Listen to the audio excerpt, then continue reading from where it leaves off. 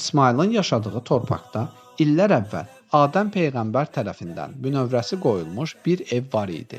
Bu evin adı Kəbə idi. Kəbə evi yerdən biraz hündürdə idi. Sel suları onun sağ və sol tərəfindən axırdı. Zaman keçdikcə ev uçub dağılmışdı.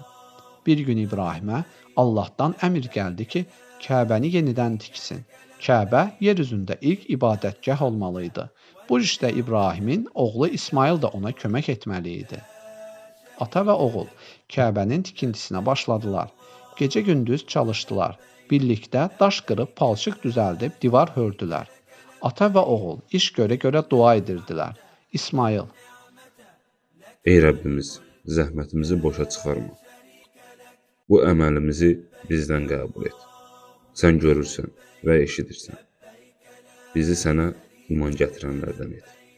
deyirdi. İbrahim isə: Ey Rəbbim, Məkkəni əmin-amanlıq yurdu et.